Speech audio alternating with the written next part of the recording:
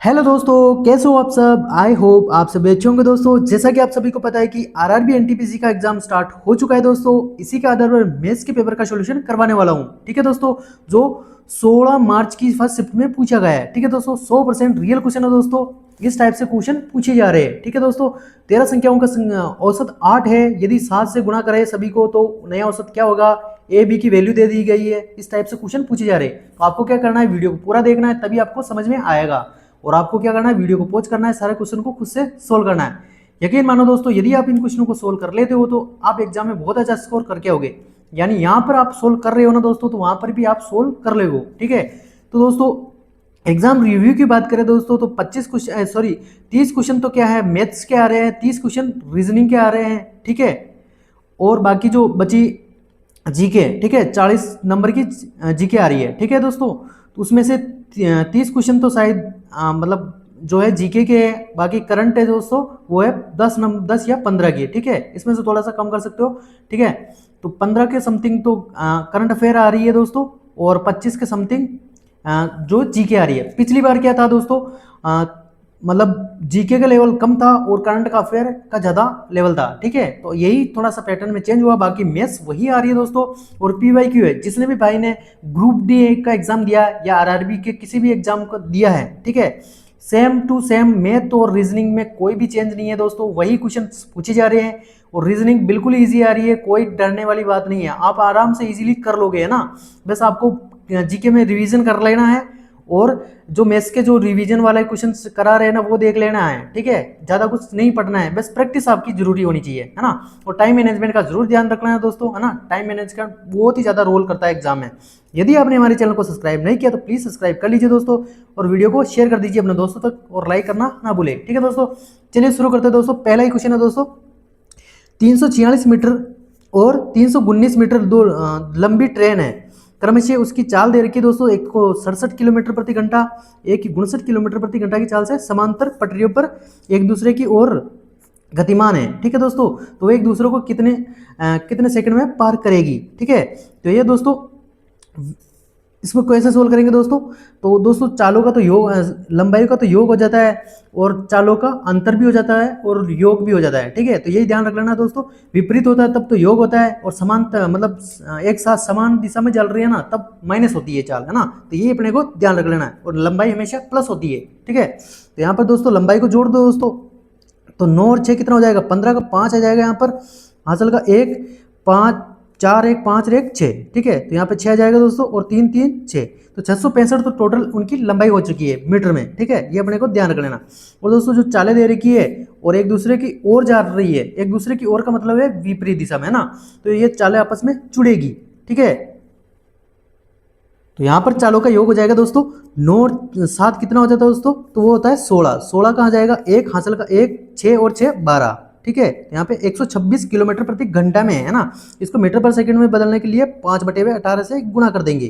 ठीक है, अब दोस्तों काट दो दोस्तों, ये कटेगा दोस्तों 6 तिया 18, 6 दूनी 12 और 6 कम 6, तीनों 7 21। कितने बार कट गया दोस्तों, 3 बार, है ना। तीनों पंजू 15, यहाँ पर आ जाएगा 15। अब यहाँ से काट दो दोस्तों, 15 चौक 60, ये कटेगा दोस्तों कितनी बार, तीनों पंजू, यहाँ पर दोस्तों 5 दिया तो 15। ठीक है, और 5 कम 5, और यहाँ पर 5 दिया 15, यहाँ पर 5 दिया 15 और 5 दिया 15। ठीक है, तो यहाँ पर आ गया दोस्तों 133/3, है ना। ये मीटर पर सेकंड में है। यहाँ पर क्या दोस्तों, एक बार वापस देखो इसको।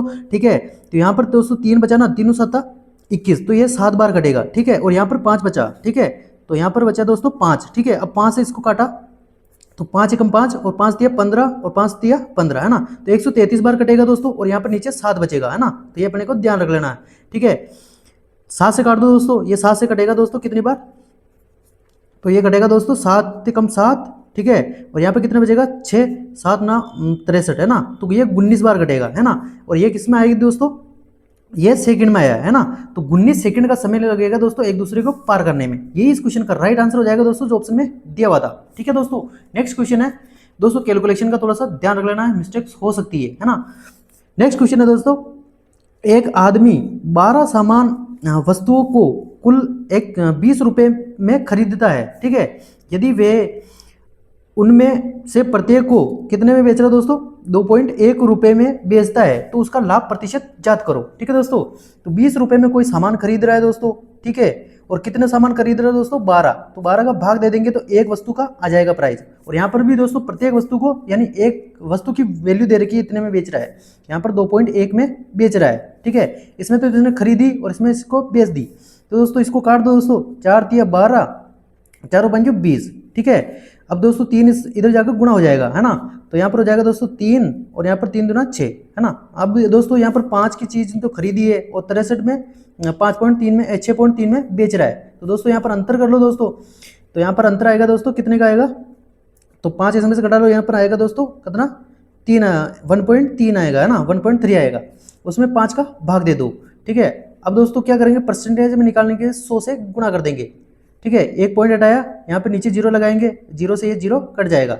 अब दोस्तों सिंपल से इसको भाग दे दो, है ना, तो यहाँ पर हमारा आंसर आ जाएगा दोस्तों, 5 से काटो, 5 दूनी 10 और 13 दूनी 26, है ना, तो 26% का उसको लाभ होगा, है ना। तो यही इस क्वेश्चन का राइट आंसर हो जाएगा दोस्तों, जो ऑप्शन में दिया हुआ था। नेक्स्ट क्वेश्चन है, यदि 3550 रुपये की राशि को ए, बी और सी में इस प्रकार बांटा जाता है कि ए के हिस्से का 3 गुना, बी के हिस्से के 5 गुना और सी के हिस्से का 7 गुना आपस में बराबर है। ठीक है दोस्तों, तो यहाँ पर लिख लो दोस्तों सिंपल से, यहाँ पर दोस्तों दिया हुआ है ए के हिस्से का 3 गुना, है ना, तो यहाँ पे ए के सामने लिख लो दोस्तों, ए के हिस्से का 3 गुना, है ना, तो यहाँ पे लिखो ए, ठीक है, और बी के हिस्से का 5 गुना, तो यहाँ पे बी का हिस्से का 5 गुना, ठीक है, और यहाँ पर आ जाएगा दोस्तों आगे सी के हिस्से का 7 गुना, है ना, तो ये अपने को ध्यान रख लेना है। अब दोस्तों इसको कैसे सोल्व करते हैं दोस्तों, यहाँ पर दोस्तों हमें ए का याद करना है ना, तो ए को 20 लो, है ना, अब दोनों को गुणा कर लो, तो यहाँ पर 7 5 35, 35 यहाँ पर आ जाएगा, ए की वैल्यू, ए का माना जाएगा 35 है, और बी का याद करना है तो बी की, अब इसको छुपा लेंगे, अब दोनों को जो दिख रहा है उसको गुणा कर लो, तो 7 ये 21, यहाँ पर जाएगा सी, बी की वैल्यू आ जाएगी 21। ठीक है, अब सी का अपने को ध्यान याद करना है, तो दोस्तों यहाँ पर सी को हम छुपा लेंगे, अब दोनों को गुणा कर लेंगे, 5 तिया 15, तो यहाँ पर सी का अनुपात आ जाएगा दोस्तों 15, है ना, तो ऐसे सिंपल से आपको गुणा कर लेना है। ठीक है, ये ए का रेशियो है, ये बी का रेशियो है, ये सी का रेशियो, ये अपने को ध्यान रख लेना है प्लस, है ना। अब क्या करेंगे दोस्तों, टोटल राशि दे रखी है मेरे को 3550 रुपये, अब दोस्तों इसको मैं बांट दो दोस्तों, और सी का हिस्सा हमें निकालना है, और 15 से इसको गुणा कर देंगे। ठीक है, अब इसको जोड़ दो दोस्तों, तो ये कितना हो जाएगा दोस्तों, 30 और 40, 40 और 10 50 हो जाएगा। ठीक है, यहाँ पर हो जाएगा 50 और प्लस का 21 और जोड़ दो दोस्तों, तो यहाँ पर जाएगा 1 और यहाँ पर जाएगा कितना 7, यानी 71 आ जाएगा, है ना, तो 71 रेशियो की वैल्यू को हम बराबर कर देंगे दोस्तों 3550 के। अब काट दो दोस्तों सिंपल से, ये कट रहा है दोस्तों, इसको पहले काट दो दोस्तों, यहाँ पे मैं 0 कॉमन ले लूँगा, है ना, 5 से कटेगा दोस्तों, ये 5 एकम 5 और 5 होता है 35, है ना, तो 71 बार कटेगा, और 71 से ये 71 कट जाएगा, बचेगा कितना हमारे पास 5, यानी एक रेशियो की वैल्यू आ चुकी है कितना 50।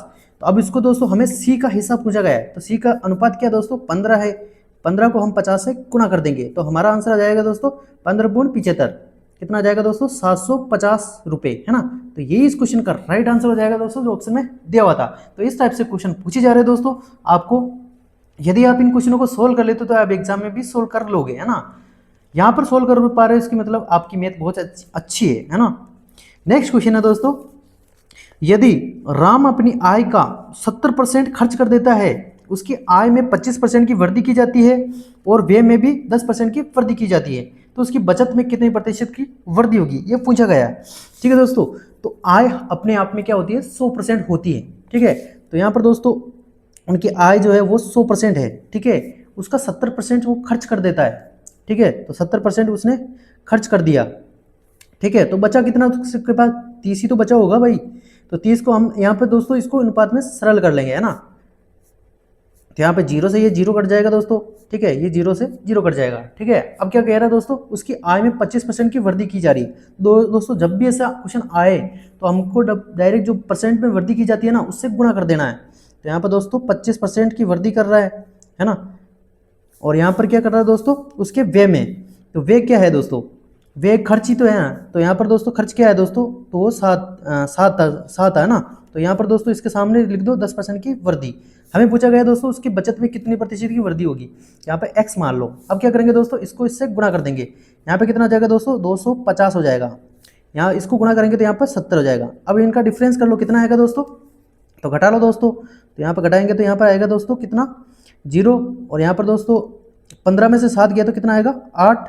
और यहाँ पर 180 है ना, तो 180 और बटे हुए दोस्तों यहाँ पर 3x हो जाएगा ना। तो x की वैल्यू अपने को याद करनी है बचत, तो 3 का भाग दे देंगे यहाँ पर, है ना। तो हमारा आंसर आ जाएगा सिंपल से दोस्तों 3 चंग 18। कितना, 3 चंग 18, यानी दोस्तों 60% की बचत में वृद्धि होगी, यही पूछा गया था। ठीक है दोस्तों, आपको सोल्व करना भी आना चाहिए, है ना। केवल हमारा मकसद ये नहीं कि आपको सोल्व करा के चला जाए, आपको समझ में भी आना चाहिए, है ना। नेक्स्ट क्वेश्चन है दोस्तों समझ में आ रहा तो प्लीज़ आप वीडियो को लाइक कर दीजिए, चैनल को सब्सक्राइब कर लीजिए और अपने दोस्तों तक शेयर कर दीजिए। ठीक है, दो संख्याओं का गुणनफल दिया हुआ है, कितना दोस्तों, 2500, है ना। एक संख्या दूसरी संख्या की 4 गुना है, यानी एक संख्या दोस्तों x है और दूसरी संख्या क्या है, वो भी x है ना। तो दोस्तों एक संख्या दूसरी संख्या की 4 गुना है ना। तो ये दोस्तों ये 1x है तो ये 4x हो जाएगी, है ना, हो जाएगी ना। तो अब पूछा जा रहा है दोस्तों दोनों संख्याओं का गुणनफल दिया हुआ है, तो दोनों का गुणनफल कर लो। तो यहाँ पे 4x स्क्वायर हो जाएगा और बराबर कितने के हो जाएगा, 2500 के बराबर हो जाएगा। अब दोस्तों इसको काट दो दोस्तों, सिंपल से इसको 4 से काटूंगा दोस्तों 100 को, है ना। तो यहाँ पर 25 बार कटेगा, तो 25 × 25 हो जाएगा। और यहाँ पर दोस्तों स्क्वायर है तो यहाँ पर रूट लग जाएगा। ठीक है, तो अनरूट के बार दोस्तों 25 आएगा, हमेशा हमको ध्यान रख लेना, है ना। तो यहाँ पर x की वैल्यू अपने के पास आ जाएगी, कितनी आ जाएगी दोस्तों, यहाँ पे दोस्तों रूट है ना दोस्तों, 1 25 2 25 है तो 1 25 12 आ जाएगा, ये से अपने को ध्यान रख लेना। तो यहाँ पर दोस्तों 1 25 12 आ जाएगा, यानी हमारे पास x की वैल्यू आई, वो कितनी आई, 25 आई। हमें पूछा गया दोस्तों दोनों संख्याओं का योग, तो दोस्तों अनुपातों का योग कर लो दोस्तों। यहाँ पर कितना हो जाएगा, तो यहाँ पर 5x हो जाएगा। x की वैल्यू अपने को हमें निकालिए दोस्तों, वो कितनी आई है, 25 आई। तो इसको 25 से गुणा कर दो दोस्तों, 25 5 है ना, 25 × 5 तो 25 बन जाए 125। तो यही इस क्वेश्चन का राइट आंसर हो जाएगा दोस्तों, जो ऑप्शन में दिया हुआ था।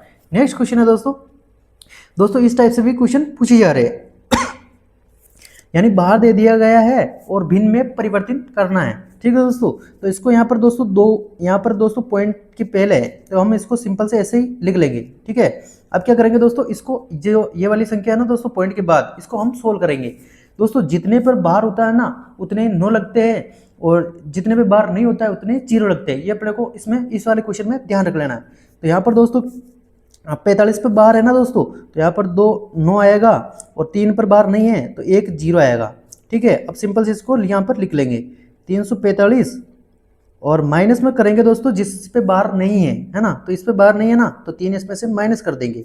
अब इसको सोल्व कर लो दोस्तों आगे। तो यहाँ पर दोस्तों कितना आएगा, यहाँ पर आएगा दोस्तों, यहाँ पर आएगा 2, यहाँ पर आएगा कितना 4 और यहाँ पर आएगा दोस्तों कितना 3, तो 342 और बटे हुए में आ जाएगा अपना 990, कितना 990। अब दोस्तों ये 3 से कट रहा है तो काट दो दोस्तों, यहाँ से कटेगा 3 3 9, 3 3 9, यहाँ पे कटेगा 3 एकम 3, फिर 3 एकम 3, 3 चौक 12। अब दोस्तों और कट रहा है 300 तो 3 से और काट दो, तो 3 एकम 3, 3 एकम 3 और ये 3 3 9 और 3 8 24, फिर 2 से कट रहा है दोस्तों तो 2 से और काट दो, ये काटो मत, ये काट दो ना।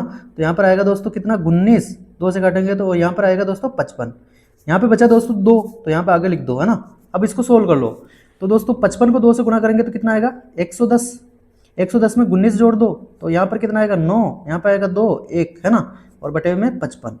तो सिंपल से भिन्न में परिवर्तित करना था, यही इस क्वेश्चन का राइट आंसर हो जाएगा दोस्तों, जो ऑप्शन में दिया हुआ था। नेक्स्ट क्वेश्चन है दोस्तों, यदि किसी घनाभ की लंबाई और चौड़ाई में क्रमशः 6% और 8% की वृद्धि की जाती है तो आयतन में प्रतिशत वृद्धि पूछा गया है। दोस्तों जब भी ऐसे आ जाए क्रमिक वृद्धि की जा रही है तो इसमें सक्सेसिव केस लग जाता है। तो दोस्तों सक्सेसिव केस क्या होता है दोस्तों, हर वीडियो में मैं सोल्व करवाता हूँ इस क्वेश्चन को, है ना। तो वो फॉर्मूला होता है दोस्तों a प्लस का b प्लस माइनस का ए बी बटे में 100। इसमें सिंपल से मान रख दो दोस्तों, a का मान दिया हुआ है हमें 6 और b का मान दिया हुआ है हमें 8, दोनों को जोड़ देंगे और प्लस वृद्धि की जा रही है ना तो प्लस ही आएगा, है ना। और दोनों का मान दिया हुआ है दोस्तों 6 × 8 से गुणा कर देंगे और 100 से भाग दे देंगे। अब दोस्तों 8 6 कितना होता है 14 होता है, यहाँ पे पॉइंट लग जाएगा, 2 को भाग देंगे ना, यहाँ पे 8 6 48 और 50 में 100 का भाग दे देंगे, है ना, तो यहाँ पे आ जाएगा पॉइंट, है ना, पॉइंट 48। तो यहाँ पे लिख दो दोस्तों सिंपल से 14.48, है ना, %। यही इस क्वेश्चन का राइट आंसर हो जाएगा दोस्तों, जो ऑप्शन में दिया हुआ था। नेक्स्ट क्वेश्चन है दोस्तों, सिंप्लीफिकेशन के 2 से 3 क्वेश्चन पूछे जा रहे हैं, है ना, तो आप इजीली सोल्व कर लेगो। 15 दोस्तों, ये जो नियम है ना दोस्तों, बोर्ड मास के नियम पर आधारित है ना। तो सबसे पहले ब्रैकेट या बार सोल्व होता है ना, तो वही अपने को ध्यान रख लेना दोस्तों। ये वाला ब्रैकेट सोल्व होगा, इससे पहले भी ये वाला ब्रैकेट सोल्व होगा। तो 7 और 5 कितना हो जाएगा, 12।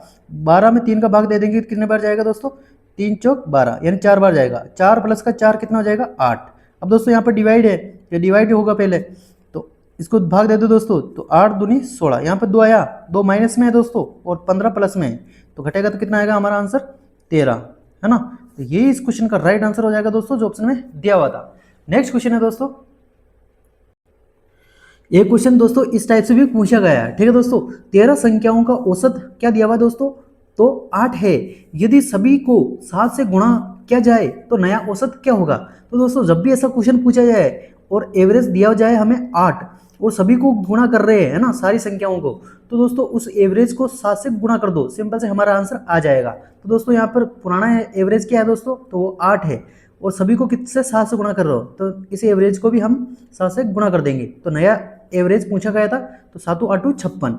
तो यही इस क्वेश्चन का राइट आंसर हो जाएगा दोस्तों, जो ऑप्शन में दिया हुआ था। नेक्स्ट क्वेश्चन है, ए और बी का अनुपात दिया हुआ है दोस्तों 2:3 है, तो हमें इस वाले की वैल्यू हमें ज्ञात करनी है। जहां दिया हुआ था 7a³ माइनस का 3ab³, है ना, तो इसमें मान रख दो दोस्तों सिंपल से। तो दोस्तों यहाँ पर हमें a का मान दिया हुआ कितना, 2। 2 का क्यूब करेंगे तो कितना हो जाएगा दोस्तों, 8 हो जाएगा, और 7 8 कितना हो जाएगा, 56 हो जाएगा, है ना। तो यहाँ पर दोस्तों 56 हो जाएगा, माइनस यहाँ पर दोस्तों b का मान दिया हुआ है हमें कितना, 3 दिया हुआ है, और b का क्यूब करेंगे तो 3 3 का 9, 9 तिया 27 और 27 तिया 81, तो यहाँ पे हो जाएगा दोस्तों 81, है ना, माइनस में 81 आएगा, है ना। और b का क्यूब करेंगे तो कितना आएगा दोस्तों, तो यहाँ पर b का क्यूब हो जाएगा 3 3 3 का 9, 9 तिया 27, तो यहाँ पर आएगा 27, माइनस यहाँ पर a का क्यूब करेंगे तो 8 आएगा, 2 दूनी 4, 4 दूनी 8। अब इसमें से घटा दो दोस्तों, तो यहाँ पर आएगा दोस्तों कितना, तो आएगा यहाँ पर 19, और प्लस में आएगा, है ना। और यहाँ इसमें से घटा लो दोस्तों 81, और 81 माइनस में है ना, और ये 56, तो यहाँ पर आएगा कितना, तो यहाँ पर आएगा कितना, 5, और यहाँ पर आएगा दोस्तों 7 में से 5 गया तो कितना आएगा, 2, है ना। तो माइनस में 25/19, यही इस क्वेश्चन का राइट आंसर हो जाएगा दोस्तों, जो ऑप्शन में दिया हुआ था। सिंपल से इसको सोल्व करना था। नेक्स्ट क्वेश्चन है दोस्तों, एक बाइक यात्रा के पहले 60 किलोमीटर की दूरी 40 किलोमीटर प्रति घंटा की चाल से और 90 किलोमीटर की दूरी 45 किलोमीटर प्रति घंटा की चाल से तय करती है, तो पूरी यात्रा में बाइक की औसत चाल हमें ज्ञात करनी है। तो दोस्तों इसको कैसे सोल्व करेंगे दोस्तों, औसत फॉर्मूला, औसत चाल होती है दोस्तों टोटल दूरी अपॉन टोटल समय, जहाँ चाल हमें दी हुई थी और दूरी भी दे रखी थी, है ना। तो यहाँ पर पहली दूरी कितनी दे रखी है दोस्तों, 60 किलोमीटर दे रखी है, और किस चाल से ज्ञात कर रहा है, तो 40 किलोमीटर प्रति घंटे की चाल से। तो दोस्तों इसमें भाग दे देंगे, तो यहाँ पर टाइम आएगा अपने पास 0 से 0 कट जाएगा, और यहाँ पर आ जाएगा दोस्तों 2 तिया 6 और 2 दूनी 4, तो 3/2 समय आ चुका है ना। अब दोस्तों आगे दूरी दे रखी है कितनी, 90 किलोमीटर प्रति घंटा और 45 किलोमीटर प्रति घंटा की चाल है। तो दोस्तों इसमें भाग दे देंगे तो यहाँ पर 2 घंटा आएगा, है ना। तो दोस्तों ये एक टाइम हो गया और एक टाइम यहाँ पर हो गया, तो 2 इनको जोड़ लो, 2 दूनी 4, 3 7, तो टोटल टाइम हो जाएगा अपने पास 7/2, है ना।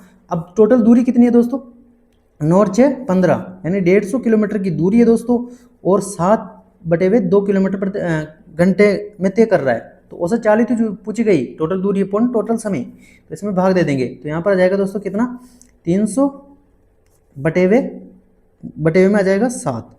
तो आगे इसको आप सोल्व करने वाला दोस्तों, यही इसके आंसर हो जाएगा ना। नेक्स्ट क्वेश्चन है दोस्तों,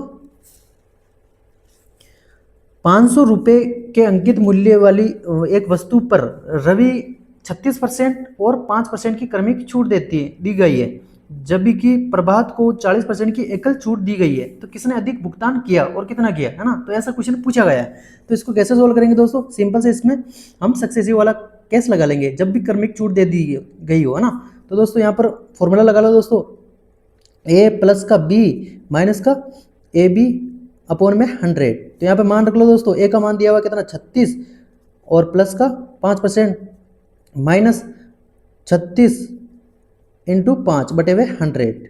अब दोस्तों ये कितना हो जाएगा, यहाँ पर 41 हो जाएगा, और यहाँ पर माइनस अब दोस्तों इसको गुणा करने के लिए क्या करेंगे दोस्तों, 5 को तो हम 2 से गुणा कर देंगे तो 10 आ जाएगा, और इसको आधा कर देंगे 36 को, तो ये हो जाएगा दोस्तों 18। अब इनको गुणा करेंगे तो कितना आ जाएगा 180। 180 में 100 का भाग दे दो तो 0 से 0 कट जाएगा, और यहाँ पर पॉइंट लग जाएगा दोस्तों 1.8, है ना। तो दोस्तों यहाँ पर इसको घटा लो सिंपल से, तो 41 में से घटा लो दोस्तों किसको, 1.8 को, तो यहाँ पर दोस्तों कितना आएगा, यहाँ पर आएगा 2, और यहाँ पर आएगा दोस्तों कितना, 9, और यहाँ पर 3, तो 39.2 की अकेले छूट होगी, है ना। और दोस्तों एक छूट दे रखी है कितनी, 40% की, तो यही तो पूछा गया है किसने अधिक भुगतान किया। जिस पर ज़्यादा कम छूट मिलेगी ना वो ज़्यादा भुगतान करेगा, और जिस पर अधिक छूट मिलेगी वो कम भुगतान करेगा। तो दोस्तों यहाँ पर एक तो 40% की होगी, एक कितनी होगी 39.8, तो इसमें अंतर कितने का आ रहा है दोस्तों, तो अंतर कितने का आ रहा है 0.8 का आ रहा है। और दोस्तों किसने अधिक भुगतान किया, तो रवि ने किया।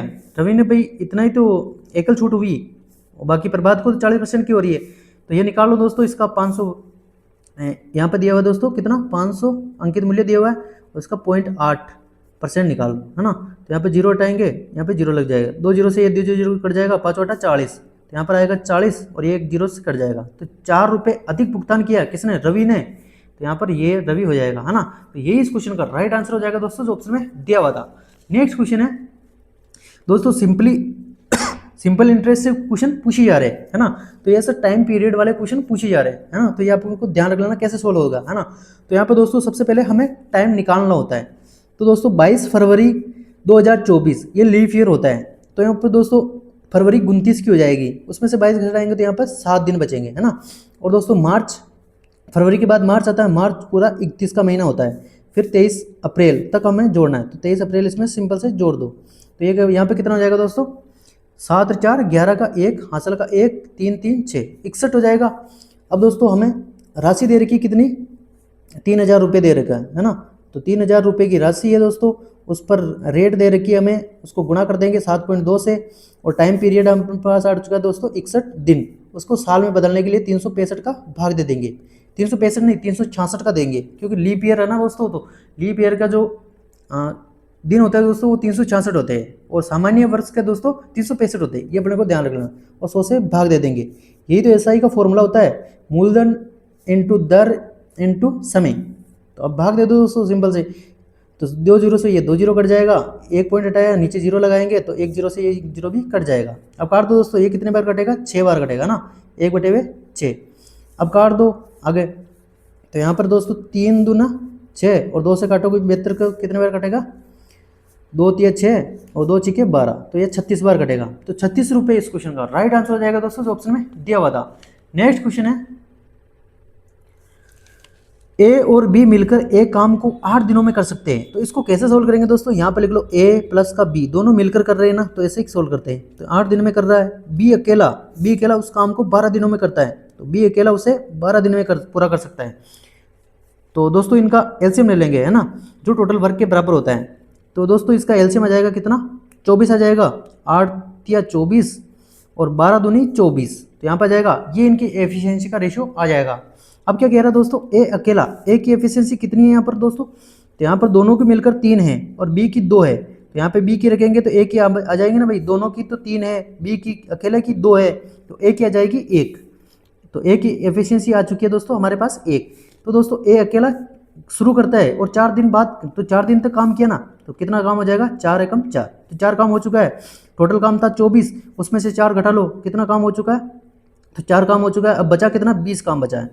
अब क्या कर रहा है दोस्तों आगे, तो शेष काम को बी अकेला कितने दिन में करेगा, तो दोस्तों बी की एफिशिएंसी कितनी है, 2 से भाग दे दो, तो 10 दिन में बी अकेला उस काम को कर लेगा। यही इस क्वेश्चन का राइट आंसर हो जाएगा दोस्तों जो ऑप्शन में दिया हुआ था। नेक्स्ट क्वेश्चन है, 2 लड़कों की वर्तमान आयु का अनुपात दिया हुआ है दोस्तों 8:9, है ना। तो यहाँ पर लिख लो दोस्तों, उनको मान लो दोस्तों ए और बी, है ना। तो यहाँ पे दोस्तों ए का अनुपात दिया हुआ है कितना, 8 दिया हुआ है, और बी का अनुपात 9 दिया हुआ है। अब दोस्तों क्या कह रहा है दोस्तों, 4 वर्ष बाद, तो 4 वर्ष बाद दोनों में ऐड कर दो दोस्तों सिंपल से, कितना हो जाता है दोस्तों, तो वो हो जाता है 12:13। अब दोस्तों आपको एक चीज़ दिख रही होगी यहाँ पर ना, तो यहाँ पर दोस्तों 9 और 4 13 होते हैं, है ना, और यहाँ पर 8 4 भी 12 होता है, तो 4 बराबर 4, तो 4 रेशियो की वैल्यू हम बराबर कर देंगे तो किसके, 4 के, है ना। यही तो इसमें डिफरेंस आएगा, 4 रेशियो बराबर 4 के। आप बाकी गुना करके कर भी कर सकते हो, है ना, लेकिन वो थोड़ा लेंथी हो जाता है। इतना हमको शॉर्ट चल मिलता है ना क्वेश्चन, उसको शॉर्ट करने का तरीका अपने को पता होना चाहिए। तो 4 रेशियो के बराबर 4 क्या हो जाएगा, तो 1 रेशियो की वैल्यू 1 आ जाएगी, है ना। तो अब हमें पूछा गया दोस्तों 8 वर्ष बाद उनकी आयु का अनुपात क्या होगा। तो दोस्तों सिंपल से इसको गुना कर दो। तो यहाँ पर दोस्तों ये कितना आ जाएगा, यहाँ पर हो जाएगा दोस्तों कितना 8 और यहाँ पर जाएगा 9, है ना। अब हमें 8 वर्ष बाद पूछा गया तो 8 8 दोनों में जोड़ दो। ये तो वर्तमान आयु आ गई, है ना। तो 8 वर्ष बाद की पूछा ना, तो 8 8 दोनों में जोड़ दो। तो यहाँ पर आ जाएगा दोस्तों 8 8 16 और 8 9 17। तो यही इस क्वेश्चन का राइट आंसर हो जाएगा दोस्तों, जो ऑप्शन में दिया हुआ था। नेक्स्ट क्वेश्चन है दोस्तों, क्वेश्चन था दोस्तों विभाजकता से नियम था, है ना। तो विभाजकता वाले नियम भी आपको पढ़ कर जाना है ना। जैसे 2 की विभाजकता का नियम क्या होता है दोस्तों, यदि यूनिट डिजिट 2 0 2 4 6 8 ये इनमें से कोई भी हो तो वो 2 की भाजकता का नियम होता है, उसमें 2 का भाग चला जाएगा, है ना, इकाई का अंक। और दोस्तों 3 की भाजकता का नियम क्या होता है दोस्तों, तो 3 की भाजकता का नियम होता है दोस्तों, यदि संख्या के जो अंकों का योग में 3 का भाग जा रहा है तो उस पूरी संख्या में 3 से भाग जाएगा। 9 की भाजकता का नियम भी यही होता है, भाई अंकों के योग में 9 का भाग जा रहा है तो उस संख्या में भी 9 का भाग जाएगा, कंफर्म जाएगा, है ना। और 11 की भाजकता का नियम क्या होता है दोस्तों, जैसे ये संख्या दे रखी है ना 60 61, है ना। तो दोस्तों ओड मल्टीपल, है ना, जैसे ये वाले 6 प्लस का 6 कितना हो जाएगा 12, ठीक है। और यहाँ पर दोस्तों 0 और 1 कितना हो जाएगा 1 हो जाएगा। अब इनका डिफरेंस करेंगे तो यहाँ पर कितना आएगा दोस्तों 11। यदि इनका डिफरेंस या अंतर बराबर हो या 11 से विभाजित हो तो वो 11 से जाएगा, है ना।